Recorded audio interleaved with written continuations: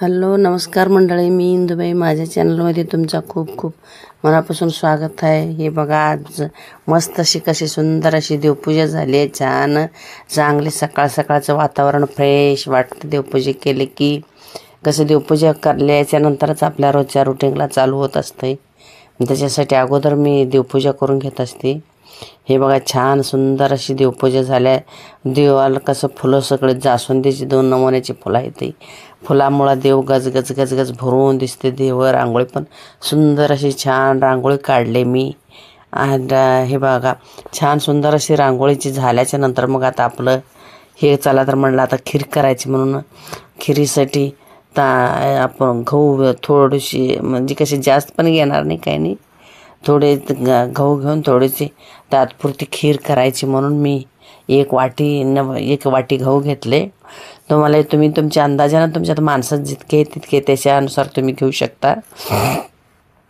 आम्ही किती माणसं 3च होते, म्हणून 3 माणसाच्या अंदाजानं मी एवढी गहू घेतले. एवढे गहू घेऊन एक वाटी मग त्याला भिजू घातले. 5 मिनिट पाण्यात असं भिजू द्यायचं चांगलं. 5 मिनिट पाण्यात भिजलं ना तर मग चांगलं आपलं त्याच्यातलं वरचं साल सगळं ते भिजते. भिजल्यामुळं साल काय असते ना, ते सगळं वरचं साल निघत असते मिक्सरमध्ये वाटल्यानंतर. मग हे काय करायचं, अगोदर असं पाण्यातून 5 मिनिट पाण्यात ठेवल्याच्यानंतर मग नंतर हे बघा, अशी एखादी पुरणाची चाळणी बिळणी घेऊन त्या चाळणीमध्ये सगळं पाणी त्याचं नितरून पाणी काढायचं. नितरून पाणी काढलं ना मग सगळं पाणी जाते. पाणी गेल्याच्या नंतर काय राहत नाही त्याच्यामध्ये. पाणी गेलं की मग आपलं मिक्सरमधून काढून घ्यायचं.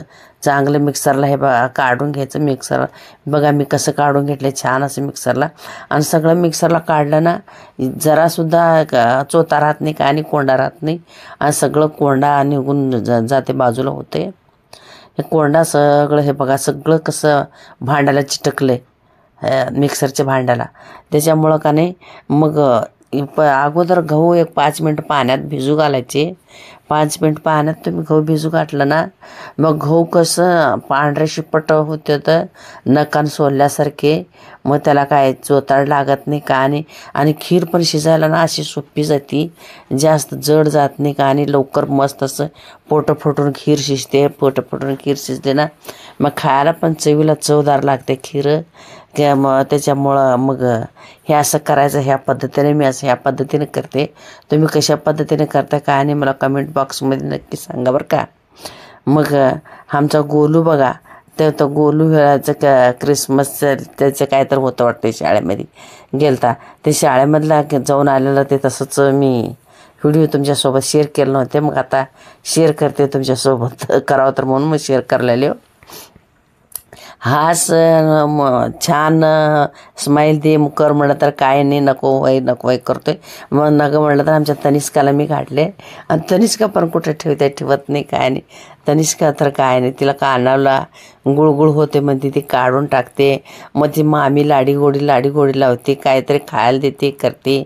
खायला देऊन करावं व्हिडिओ म्हटलं तर तिला काय ते करू बी देत नाही का. आणि खाण्याच्या लालचीनं तिच्याजवळ थोडंसं बसली आहे. मग नाही तर ती काय बसणार नाही काय नाही. आणि हे बघा, तुळस का नाही आतल्या बाजू होती. आतल्या बाजूला असल्यामुळं सावली पडून तुळसच येत नव्हती. तुळस सगळी सारखी वाळूनच जाते, ती जळूनच जाते तुळस. मग चला तर म्हणलं आता बाहेर तर ठेवा म्हणून मग बाहेर ठेवले. ऊन वाऱ्यामुळं जरा चांगली हाय. बाहेर असं खुल्यात आलेले आहे तेच काय नाही. पण कुंडीत जे आपण आता पुजतो ना ते तुळसच येत नव्हती. मग त्याच्यामुळं मी बाहेर असं उन्हाला आणून ठेवले. वातावरण बी छान आहे, उन्हाला आणून ठेवले. आणि कलर लावलेलं कसं ते कुंडीला सगळं उडून कुंडी जरा ह्याच्यानं कलरनं भरली आहे. मग ह्याची बघा आपले गुरुवारचे शेवटचे उद्यापनचे पूजाचं छान असं मस्त सुंदर अशी पूजा झाली आहे. छान पूजा केल्याच्या नंतर घरात गजगज भरून पण वाटतंय. छान असं कसं हे वातावरणच वेगळं असतंय. देवगाचं घरातमध्ये काय केलं धरलं तरी अगरबत्तीचं, धूपदीपांचं, आरतीचा ह्याचा सगळा सुगंध वास मस्त घरामध्ये दरवळतो. छान अशी रांगोळी सुंदर अशी काढली म्हणजे ते पण भरून वाटतं. मग समय हार, फुलं, दांडा, हे वस्त्रमाळ, हे सगळं देवीला असलं की छान वाटतंय. आणि कसं आमची इथं कर्दळी बिरदळी असल्यामुळं मग मी सगळेच नमुन्याचे मी एक 5 झाडाचे 5 फांद्या आणून सगळं ठेवून घेतले. असं छान असं वाटतंय, वातावरण बी चांगलं वाटतंय. मग चला तेवढं सगळं करून झाल्याच्या नंतर जेवण तर करायचं म्हणून मग जेवण करायला बसलो होतो.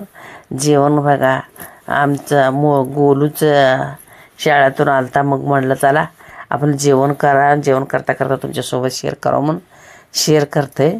दही धपाटे केले, पराठे केले. या मग तुम्ही पण जेवायला नक्की.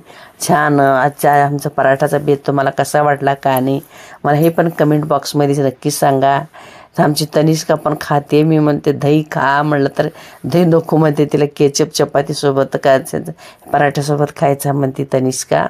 ठीक आहे चला, लेकरांचा नाद असते कशासोबत का खायना, पण खाते ही महत्त्वाचं आहे. पोट भरून खाते का आणि मम्मी सोडून माझ्याकडे राहिली आहे तीच मोठी गोष्ट आहे. नाहीतर कुठं रडते, किरकिर करते, धासत काढते. असं वाटतं तर ती काय धासत काढत नाही, काय नाही, छान असं राहिली आहे. आमच्याजवळ रमल्या मस्तपैकी. मग आम्ही पण जेवण करता, तुम्ही पण या जेवायला. छान असं सगळे मिळून एकत्र बसून जेवण करू. मग जेवण झाल्याच्या नंतर का नाही मग डाळ केलेली होती घरच्या घरी, मुगाची डाळ करून पाकडून ठेवलं होतं वरती छतावर. मग तर सगळं जेवण खावणं झाल्याच्या नंतर चला तर म्हणलं आता तेवढं वरचं पाकडून ठेवलेलं होतं तिथंच ते आता कचरा काढून कसं कोणाच्या तर जनावराला द्यायचं खायला, गाईला म्हशीला द्यायचं म्हणलं तर आता कोणाच्या द्यायचं म्हणून चला म्हटलं टोपल्यात एका भरून ठेवावं आणि कोणाचे आलं तर द्यायला येते, नाही तर टाकून द्यायला येते म्हणून असं मी हे बघा भरून ठेवते टोपल्यामध्ये. कसं कोणाच्या तर जनावरच्या मुखात गेलं म्हणजे ते चांगलं असते, आशीर्वाद लागते, पुण्य लागत असते, त्याच्यासाठी मी असे केले. मग चला तर मग आता इथं शिवली संपीते आमची तनिष्का आम्ही बसलो.